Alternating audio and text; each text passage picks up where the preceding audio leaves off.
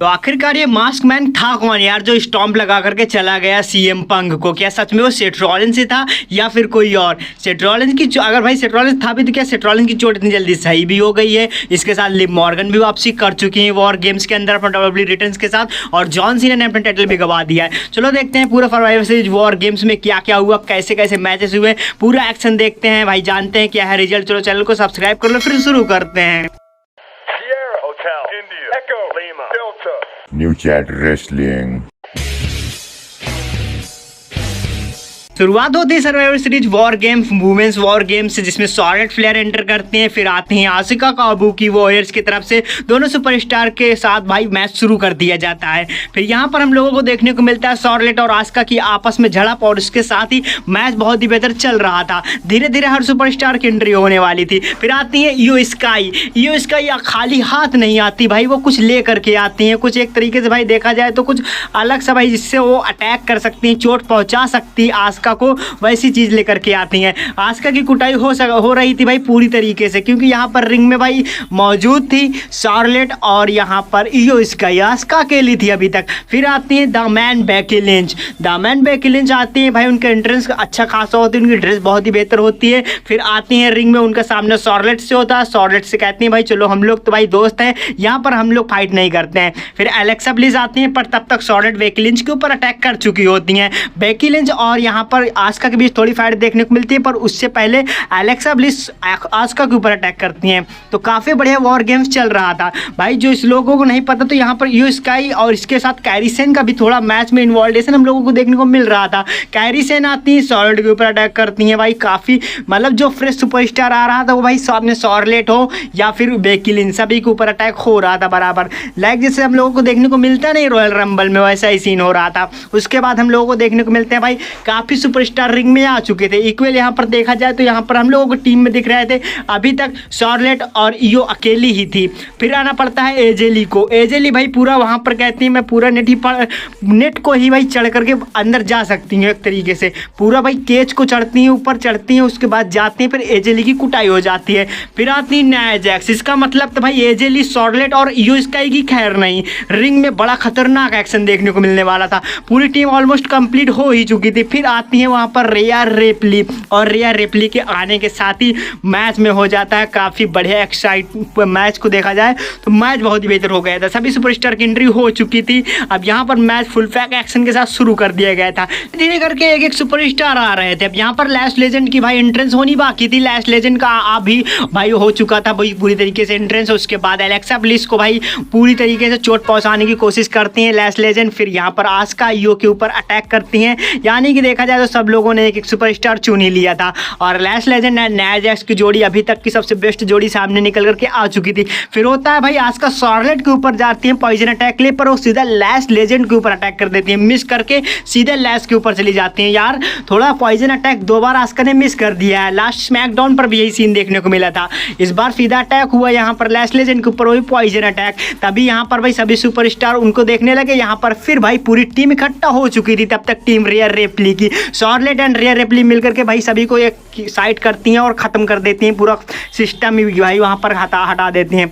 अब बात करें यहाँ पर इस मैचेस की, तो जो चल रहा था वुमेन्स मैच यहाँ पर वॉर गेम्स का, उसमें Rhea Ripley and Charlotte Flair की टीम बन चुकी थी। आपस में दोनों ने एक दूसरे को भाई पूरी तरीके से सपोर्ट करना चालू कर दिया था। अब बारी थी एलेक्सा ब्लिस की। एलेक्सा ब्लिस अपने हाई फ्लाइंग मूव के साथ यहाँ पर मैच को खत्म करने की ओर बढ़ चुकी थी।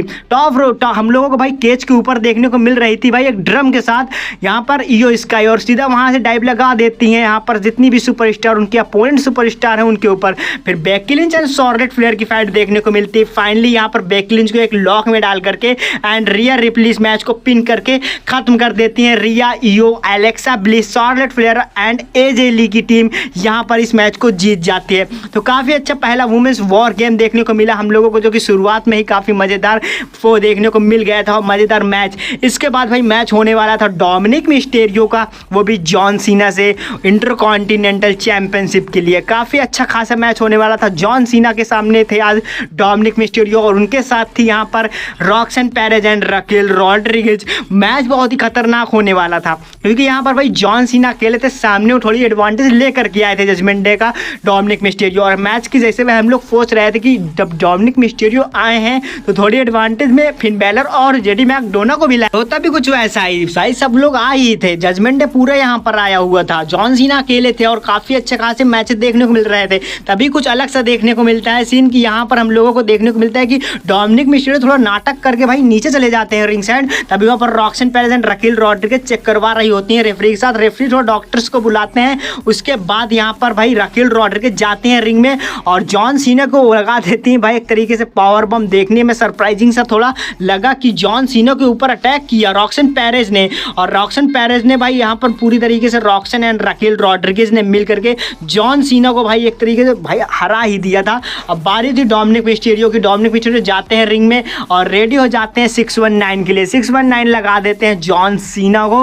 उसके बाद यहाँ पर चढ़ते हैं भाई रोप पर और वहाँ पर से लगा देते हैं अपना फिनिशिंग मूव। उसके बाद भी जॉन सीना भाई पूरी तरीके से पिन कर दिए जाते हैं, फिर भी टैप आउट हो जाता है। टैप कर देखा जाए तो यहाँ पर हम लोगों को काफ़ी अलग सी चीज़ देखने को मिल रही थी।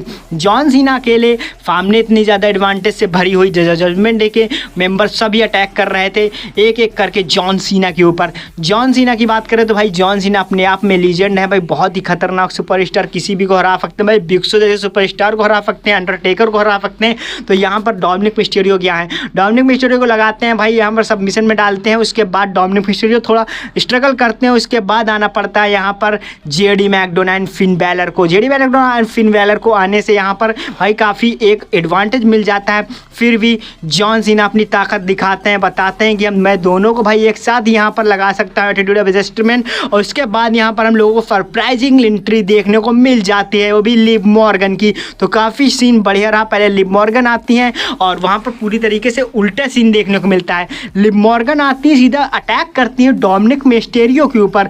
तो यार लिव मॉर्गन का अचानक डब्ल्यूडब्ल्यूई में वापस आ जाना और ना ही इसकी कोई अपडेट, ऐसे ही भाई चुपचाप, ये भाई थोड़ा अलग सा सीन लगा। नहीं तो यार देखा जाए तो यहाँ पर लिव मॉर्गन आती है, सीधा डोमिनिक मिस्टीरियो के फीवर में भी थोड़ा काम करके चले जाते हैं। अब बात करें क्या हुआ था, पूरा सीन कैसे हुआ था भाई, चलो बताता हूँ। देखो जॉन सीना भाई यहाँ पर जा रहे थे अपने मूव के लिए, तभी वहाँ पर थीम प्ले होता है लिव मॉर्गन का। लिव मॉर्गन का थीम जैसे ही प्ले होता है भाई सब लोग सरप्राइजिंग समझ जाते हैं कि यहाँ पर आ चुकी हैं लिव मॉर्गन बैक डब्ल्यूडब्ल्यूई में। फिर से एक बार लिव मॉर्गन आती हैं दौड़ते हुए भाई, रिंग में पहुँचती हैं और रिंग में पहुँचते साथ ही वहाँ पर वो जाती हैं डोमिनिक मिस्टीरियो की तरफ। डोमिनिक मिस्टीरियो सब देख करके बहुत खुश हो गए थे, वो समझ चुके थे कि लिव मॉर्गन किसके लिए आई हैं, इनके लिए ही आई हैं।